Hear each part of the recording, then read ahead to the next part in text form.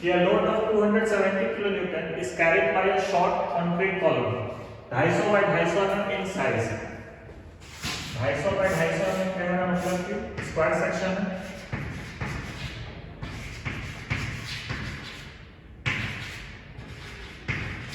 ठीक है, तो कॉलम में reinforced with 8 bar of 16 mm, 8 बार है इसमें 16 mm का।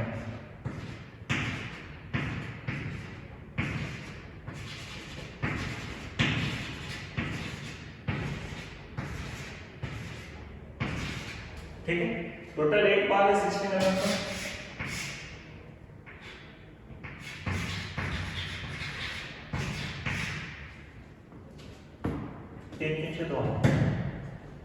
Find stress in concrete and stress in steel if the modulus of elasticity for the steel is 18 times that of concrete।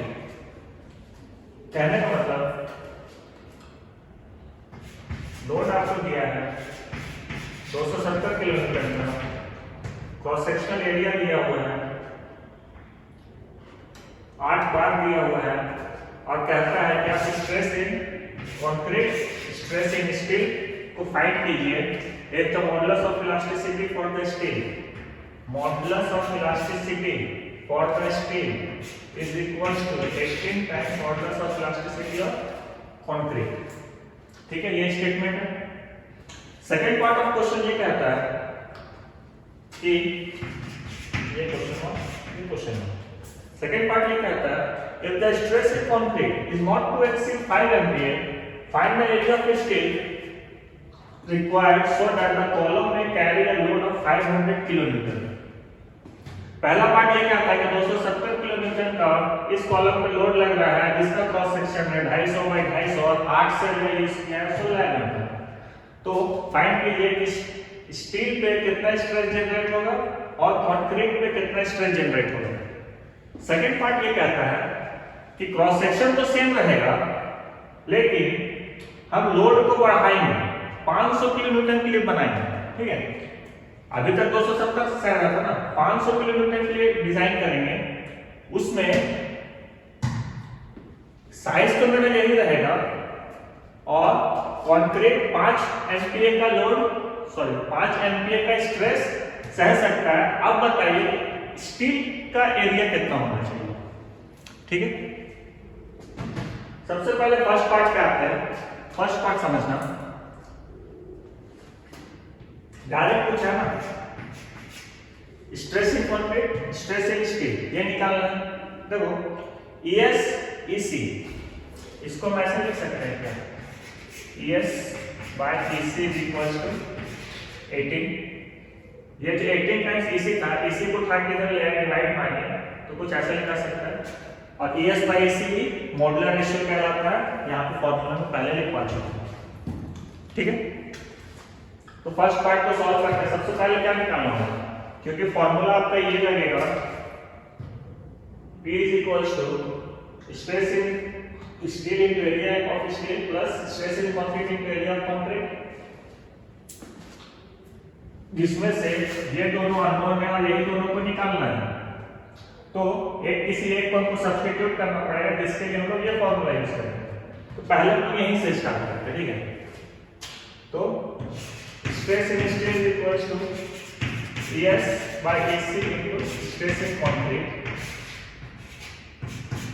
तो sigma S is equal to ES by EC का value 18 question में दिया हुआ है, 18 times stress in concrete. Clear है। अब इस formula को लिखेंगे। Now P is equal to sigma S AS plus sigma C AC। ठीक है, तो यहां पे आपको AS और AC निकालना पड़ेगा,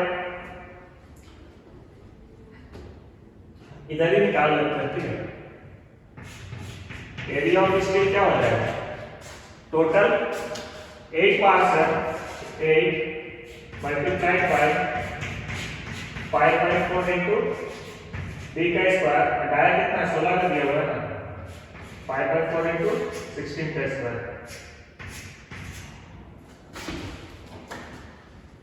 2 into 16 का स्क्वायर into 5।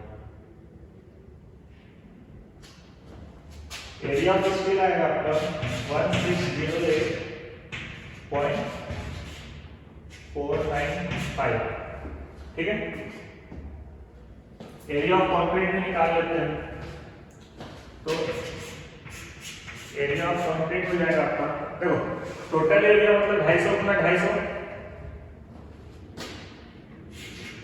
तो 25 into 25 625, और 20 minus area of steel 1608.495,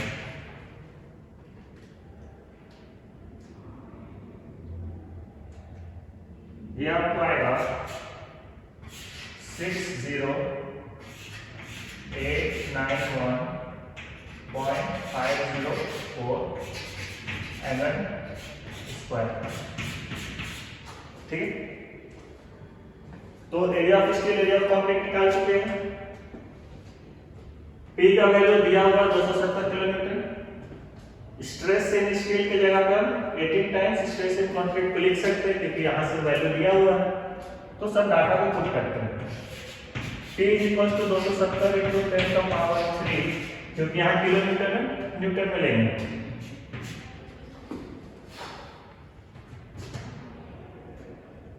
sigma S का वैल्यू की जगह पर क्या रखेंगे 18 sigma C into area of steel, तो कितना है 1608.495 plus stress in concrete as it is रह जाएगा multiply by area of concrete,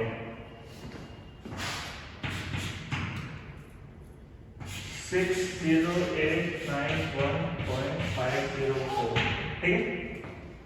इसको सॉल्व करते हैं, इधर लाके डिवाइड करेंगे, तो ये आ जाएगा आपका 18 into 1608.495 प्लस 6891.504, दोनों को ऐड करेंगे और इधर लाके डिवाइड करेंगे, तो 270 into 10⁻³ डिवाइडेड बाय आंसर। तो जब इसको सॉल्व करेंगे ये आएगा 3.005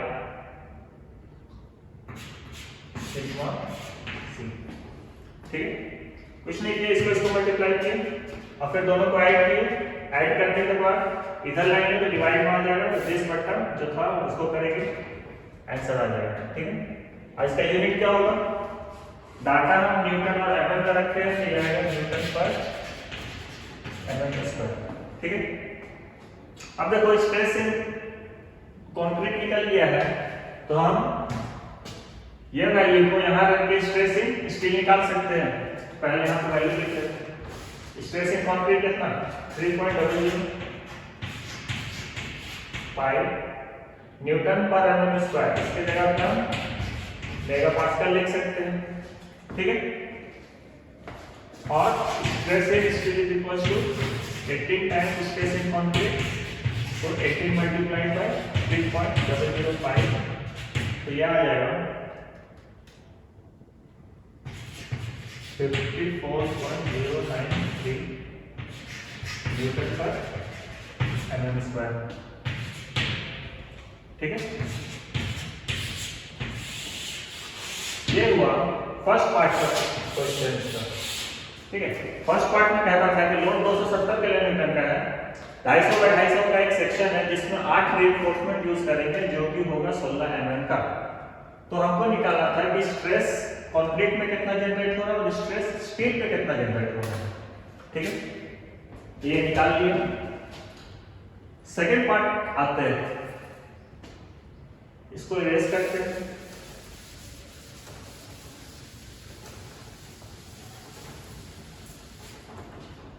सेकेंड पार्ट ऑफ क्वेश्चन में क्या है कि P का वैल्यू 500 किलोमीटर ना,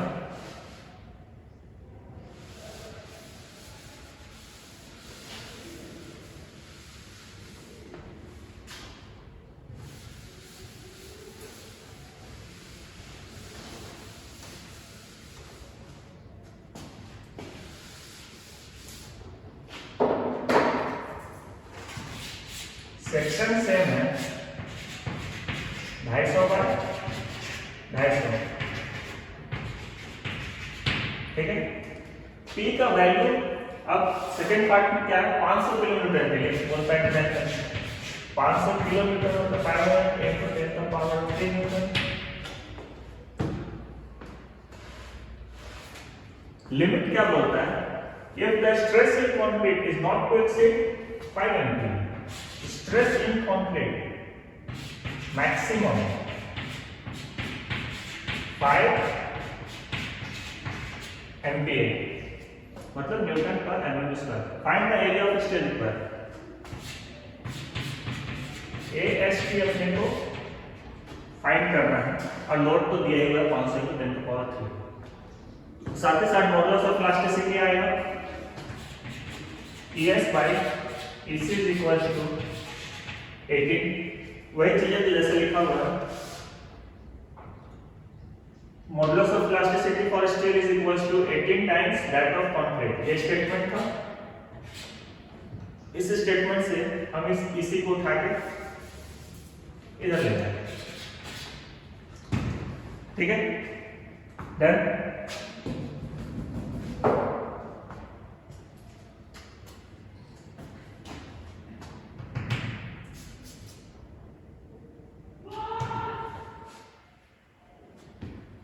फॉर्मूला लगाते हैं, P is equal to stress in steel into area of steel plus stress in concrete into area of concrete, ठीक है। अब देखो हमको हर एक जगह पे सिमिलर चीज चाहिए फाइंड करने के लिए।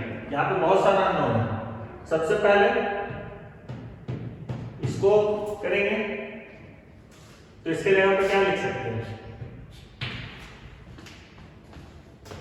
ये वाली चीज से पिछले क्वेश्चन में दिए थे ES by EC stress in concrete और stress in steel is equal to 18 times stress in concrete, ठीक है। तो इसके जगह पे हम ये रख सकते हैं, यहाँ रखते हैं 18 times stress in concrete into area of steel, यही तो निकालना है, ठीक है, plus stress in concrete into area of concrete. Area of concrete क्या होता है,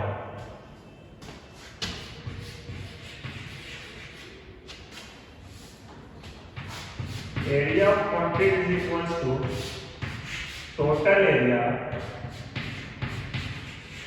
सब्ट्रैक्ट करेंगे एरिया ऑफ स्टील से, यही होता है, ठीक है।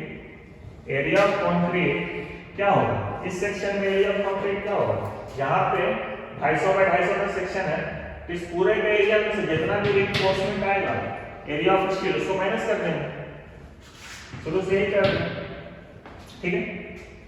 तो एरिया ऑफ कंक्रीट की जगह पे डायरेक्टली लिखते हैं total area minus area of steel, क्योंकि टोटल एरिया हमको पता है, ठीक है, 250 × 250 ये पता है। और P का वैल्यू कितना, 500 × 10⁻3, यहाँ पे ये भी लिख लेते हैं 500 × 10⁻3, डन।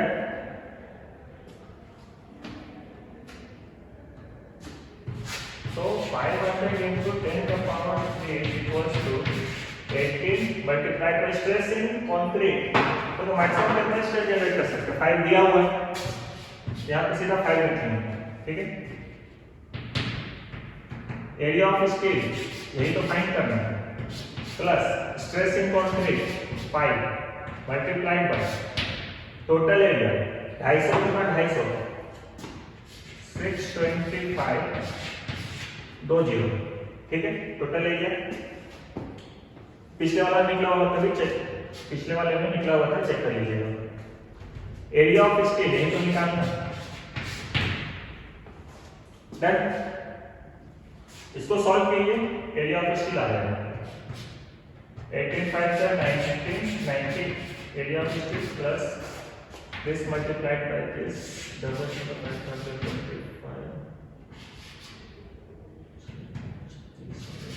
this minus 5s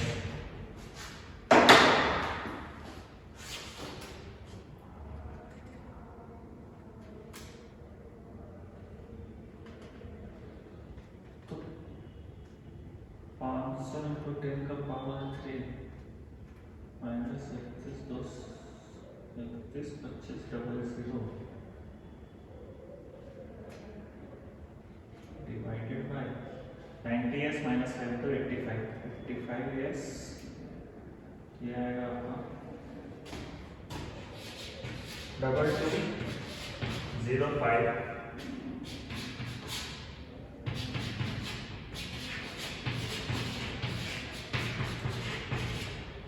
इसको सॉल्व करेंगे ये आएगा 2205.88 एरिया ऑफ स्टील है ना तो metre square that is area of steel.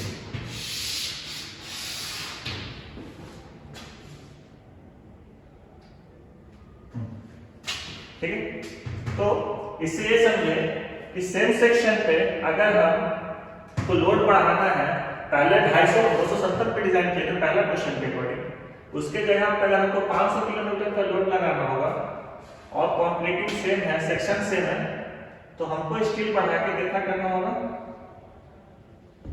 2205.88 तो इसको हम राउंड फिगर में 2206 mm स्क्वायर का हमको मिनिमम रिक्वायरमेंट पड़ेगा। तो यही इसका सेकेंड पार्ट का आंसर है। इसको थोड़ा सा सिविल में समझोगे तो ये जो एरिया पर एक बार स्टील आएगा मान लो हम लोग 16 का डाया यूज करते हैं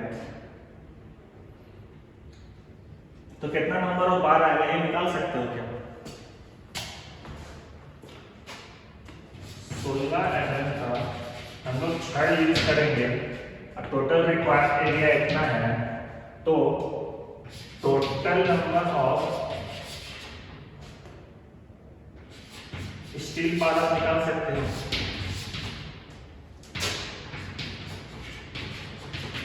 ये आप लोग खुद से कैलकुलेट करके कुछ नहीं एक स्टील बार का एरिया निकालिएगा उससे डिवाइड कीजिएगा आपको टोटल नंबर ऑफ मिल जाएगा total number of steel bar. ये क्वेश्चन का पार्ट नहीं था लेकिन आप लोग खुद से प्रैक्टिस के लिए कर सकते हैं। हम लोग भी पहले एरिया ऑफ स्टील ही निकालते हैं फिर जिस डाया का बार यूज करना है उसका एक का एरिया निकालेंगे फिर उसको डिवाइड करते हैं तो नंबर ऑफ बार्स हम लोग को मिल जाता है। ठीक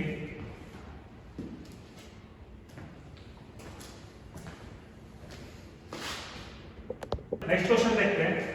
इस टाइप का क्वेश्चन जीओडी में पूछ चुका है ठीक है प्रीवियस ईयर का क्वेश्चन उठा के उसमें से किसी एक साल पूछा था ये क्वेश्चन सेम क्वेश्चन है। क्वेश्चन कहता है कि एक स्टील ट्यूब है 40 mm inside dia and 4 mm metal thickness is filled with concrete। अगर इसका सेक्शन समझोगे तो कुछ ऐसा होगा एक ट्यूब है 40 mm का इनसाइड डायमीटर और 4 mm का इसका थिकनेस है ठीक है ये जो थिकनेस है ना ये 4 mm है और इंटरनल डाया जो है यहां से यहां ये है 40 mm ठीक है तो आउटर डाया क्या होगा यहां से यहां का क्या होगा तो ये अपने में 40 प्लस 4 44 प्लस 4 48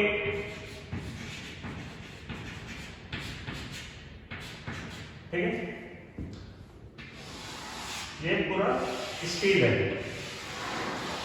स्टील का ट्यूब है जिसमें कंक्रीट फिल किया हुआ है ठीक है ये पूरा ट्यूब है इसके अंदर में क्या है कि कंक्रीट भरा हुआ है तो ये वाला क्वेश्चन में पूरा का पूरा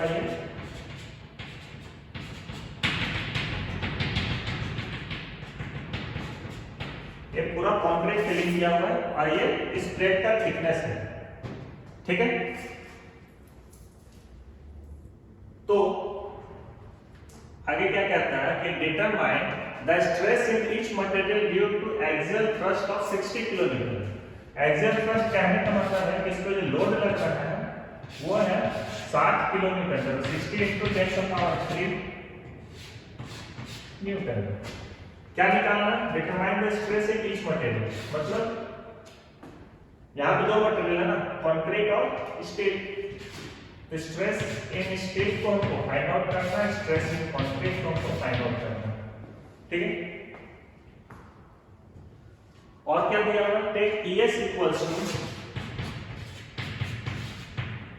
2.1 into 10⁵ MPa मेगापास्कल। तो डायरेक्ट लिखेंगे न्यूटन पर mm²। इसी का वैल्यू 0.14 into 10⁵ न्यूटन पर mm², ठीक है। तो जैसे पिछले बार हर एक क्वेश्चन में करते आ रहे हैं, सबसे पहले इसको रखेंगे, उसके बाद ये वाला फॉर्मूला को यूज करेंगे, ठीक है। ये रखेंगे इसलिए इस फॉर्मूला से क्या निकालेंगे? ES is equals to stress in steel is equals to ES by EC into stress in concrete. यहां से इसको सब्स्टिट्यूट करने के लिए हमको मिल जाता है, इसीलिए हम पहले ये वाला फॉर्मूला को रखते हैं, ठीक है। तो now stress in steel is equals to ES by EC into stress in concrete. Value दिया हुआ ES का है, EC का, दोनों को रख देते हैं। 2.1 into 10⁵ divided by 0.14 into 10⁵ multiplied by stress in concrete। सही। इसको सॉल्व करेंगे तो ये कट जाएगा 2.1 divided by 0.14, तो ये आएगा 15। तो stress in steel is equal to 15 times stress in concrete. ये एक इक्वेशन मिला। अब वो वाला फॉर्मूला लगाते हैं, P equals to sigma S AS plus sigma C AC, ठीक है। P का वैल्यू दिया हुआ है, that is implies 60 into 10⁻³ is equals to stress in steel. Stress in steel की जगह क्या रखेंगे? 15 टाइम्स स्ट्रेस इन कंक्रीट, ठीक है। 15 times stress in concrete multiplied by area of steel. तो इस स्टील का एरिया क्या है? तो एरिया निकालना पड़ेगा, और यहां पे निकाल लेते हैं। देखो स्टील वाला पोर्शन ये था ना, और हॉलो सर्कुलर सेक्शन रहा, तो उसका क्या होता है फॉर्मूला? एरिया ऑफ स्टील ये लिख सकते हैं क्या? π/4 capital D square minus small d square. तो ये हो जाएगा π/4 कैपिटल D मतलब बाहर वाला डाया 48 का स्क्वायर माइनस अंदर वाला डाया मतलब 40 का स्क्वायर।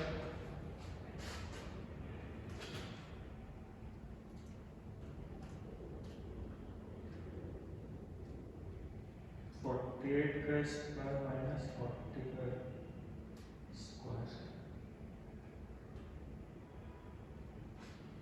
यह आएगा आपका 552.92 mm²।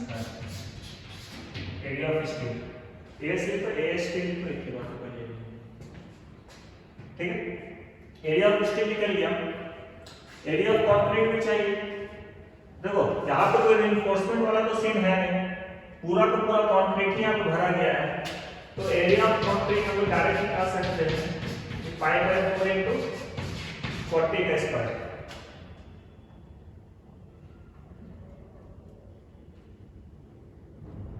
तो ये आएगा 1256.637 mm², ठीक है। दोनों के एरिया निकाल लिए। चलो वापस आते हैं जगह पर। 15 stress in concrete into AS area of steel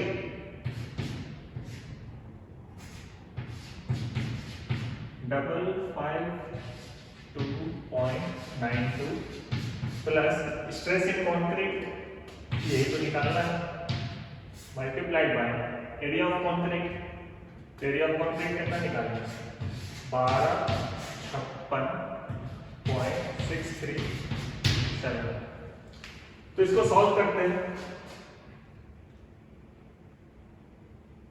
15 Guna 552.92 plus ये आएगा आपका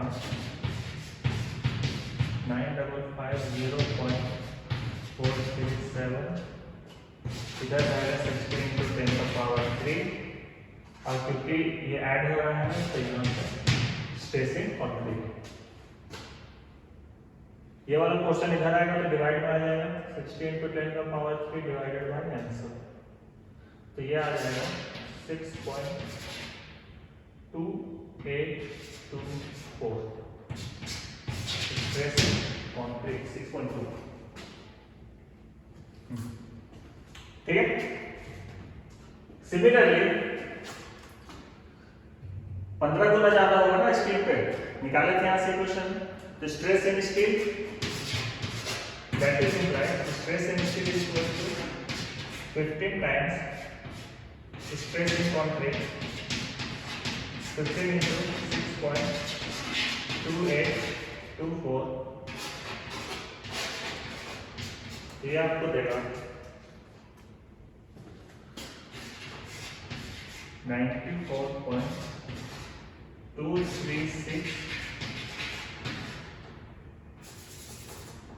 स्ट्रेस है न्यूटन पर एनएम स्क्वायर इस तरह का क्वेश्चन को न्यूटन पर एनएम स्क्वायर यूनिट को कहीं पर भी मिक्स नहीं करना है ठीक है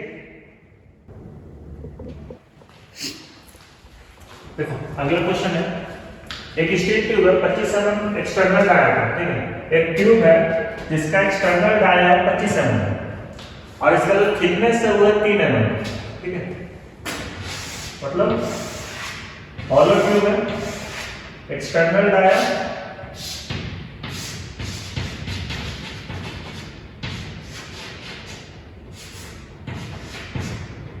25 mm और इसका थिकनेस जो है ये वाला ये है 3 mm तो यहां से भी 3 mm तो अंदर का डाया कितना होगा 3 और 3 6 घटा दो टोटल 25 में से 3 हो जाएगा 19 mm ठीक है internal dia 19 mm external dia 25 mm एक formally enclosed a brass rod of 16 mm इसमें एक ब्रास रॉड को साथ के साथ अटैच किया गया तो ये हो गया इसका थिकनेस और इसका बीच में एक ब्रास रॉड को रखा गया है ठीक है जिसका डाया है ब्रास का 16 mm समझ में आया क्वेश्चन एक स्टील ट्यूब जिसका बाहरी डायमेंशन 25 है तो अंदर का डायमेंशन और बोलता है कि थिकनेस 3 mm है और इसका थिकनेस 3 mm है तो अंदर का डायमेंशन क्या हो जाएगा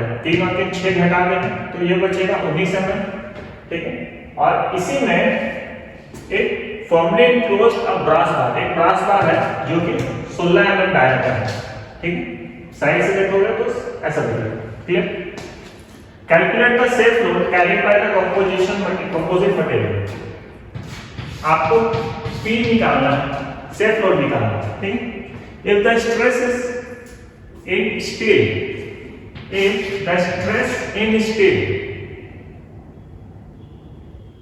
is 140 MPa ठीक है स्ट्रेस इन स्टील दिया हुआ है आगे क्या बोलता है also calculate the deformation of 1 metre length of each bar 1 metre length of each metal load shared by each metal. Also calculate the deformation of 1 meter length of each metal. Comma, अच्छा यहाँ comma है.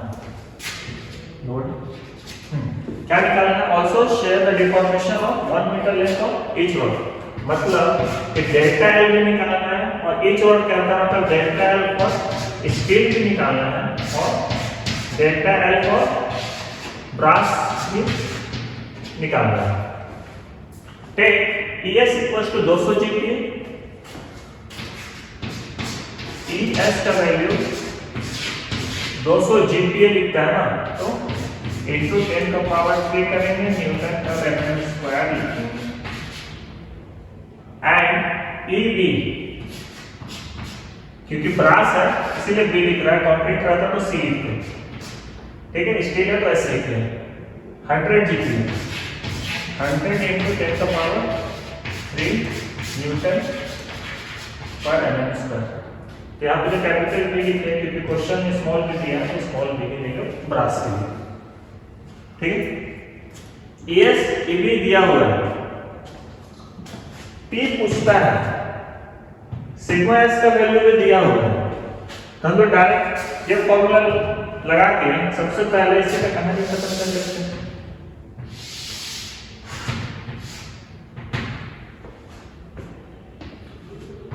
या फिर पहले area निकाल देते हैं। चलो तो एरिया ऑफ स्टील क्या हो जाएगा, तो स्टील ट्यूब है, ट्यूब, ठीक है, और बीच में हॉलो है, तो ये वाला फॉर्मूला लगेगा π/4 capital B square minus small d square. तो ये लिखेंगे π/4 कैपिटल D मतलब 25 का स्क्वायर माइनस स्मॉल d, अंदर का 3 mm का थिकनेस था, तो घटाएंगे दोनों साइड से तो 19 बचेगा, 19 का स्क्वायर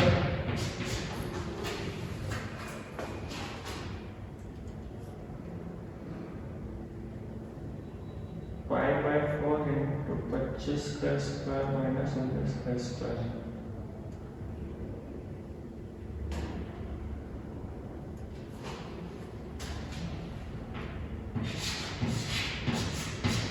$207.345 mm स्क्वायर।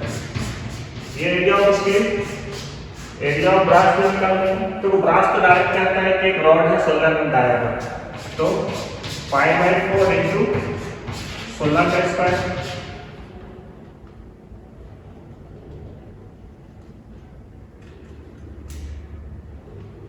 ये आएगा आपका 201.06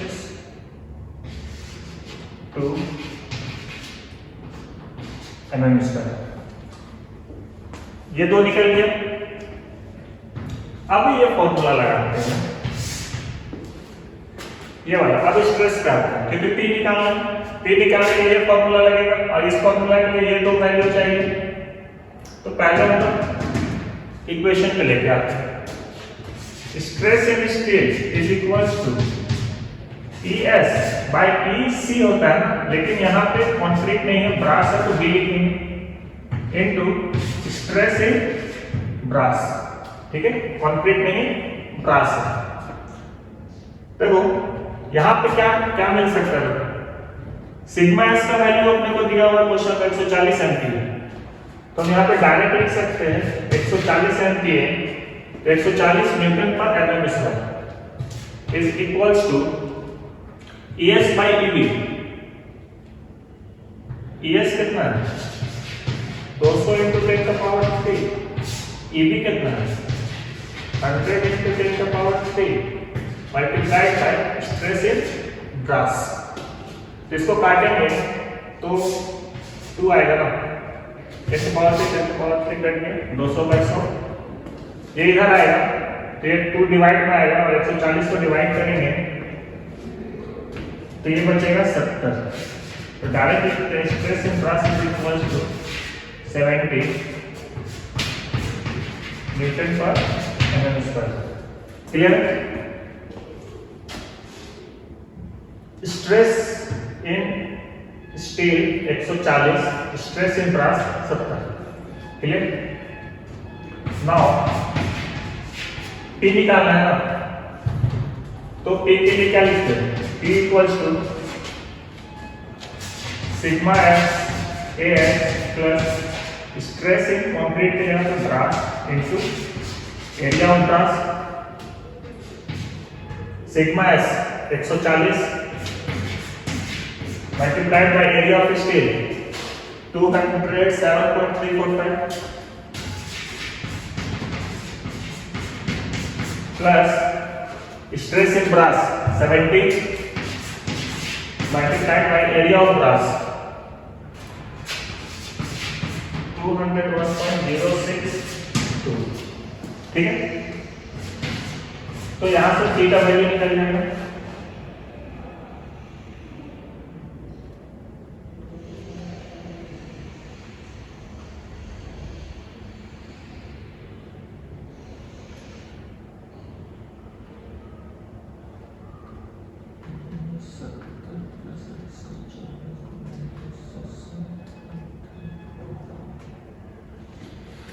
ये आएगा 43,102.63 वैल्यू आएगा न्यूटन।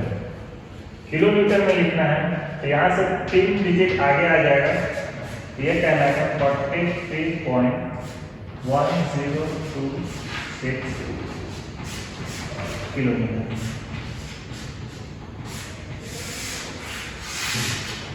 P equals to 43.06।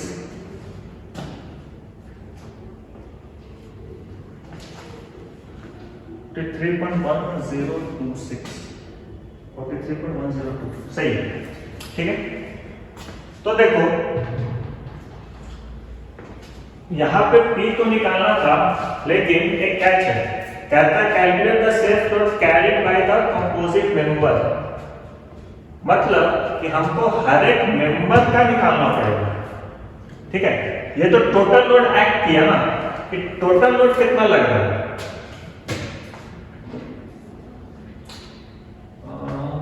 यहाँ पे गिवन से रहने देते हैं, डायग्राम है। चलो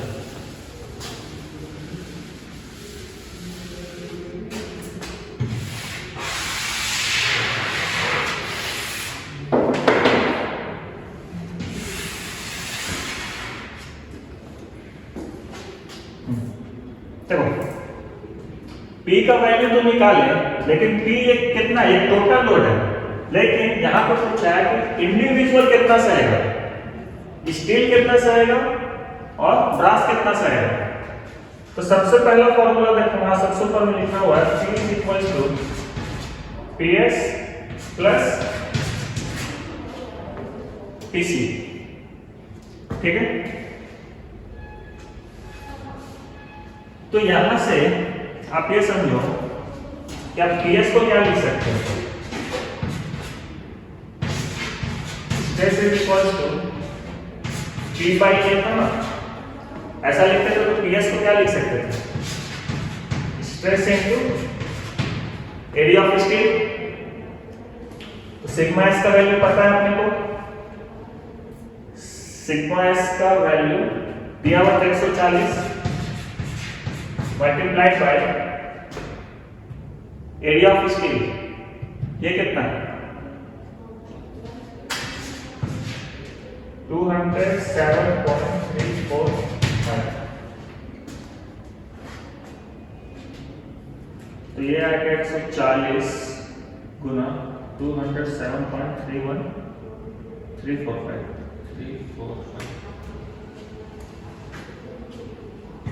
ये आएगा 29028.3 न्यूटन।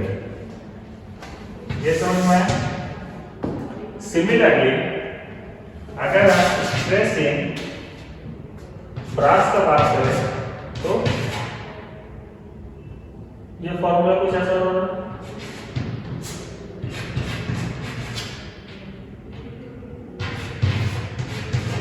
तो इसको हम तो कैसा लिख सकते हैं, stress in brass multiplied by area of brass, same चीज जैसे यहाँ किया वैसे ही। तो स्ट्रेस इन ब्रास कितना 70 multiplied by area of brass 201 0 6 2 तो 70 into 201.062 तो ये आएगा आपका 14074.34 और यूनिट रहेगा न्यूटन। ठीक है, तो ये होगा आपका final answer. PS equal to इतना और PP इक्वल टू इतना।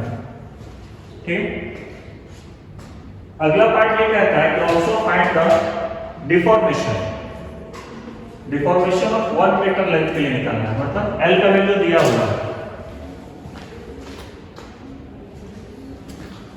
तो इसको इरेज करते हैं।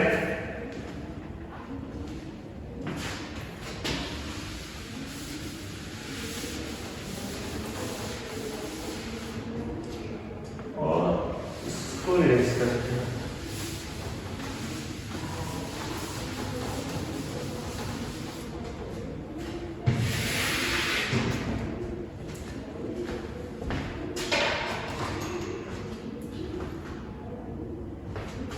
क्या क्या निकालना था? डेल्टा एल फॉर स्टील और डेल्टा एल फॉर ब्रास। तो हो जाएगा P L by A E, और यहाँ पे सारा ब्रास के लिए चलेगा तो P B length of brass, cross sectional area of brass और ई बी। ठीक है,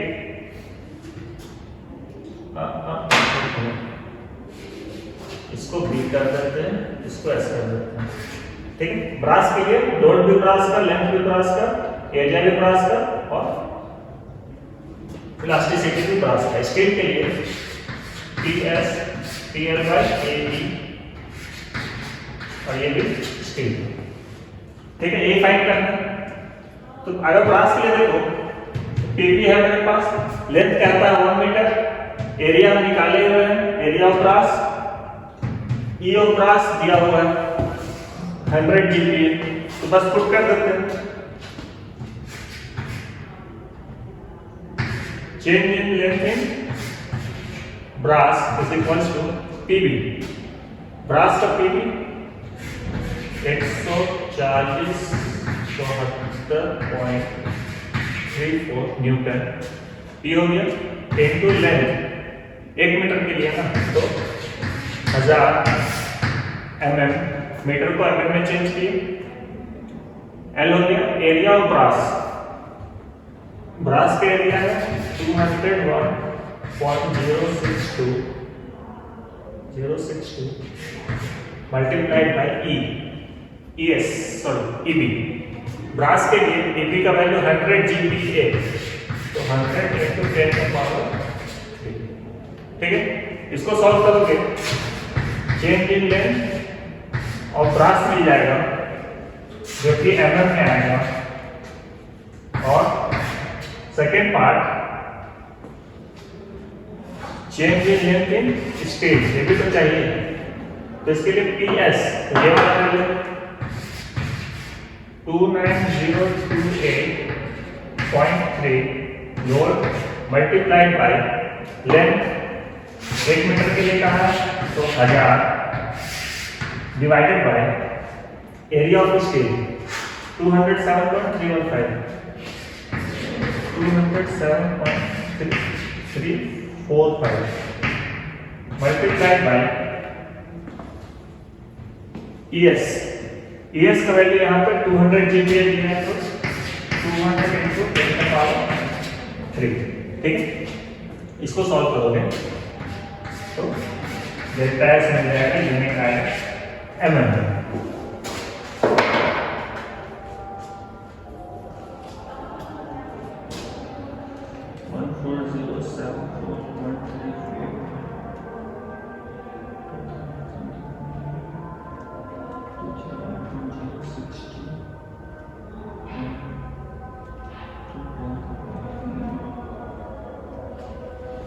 ये आएगा 0.7 नीचे आएगा 2.0.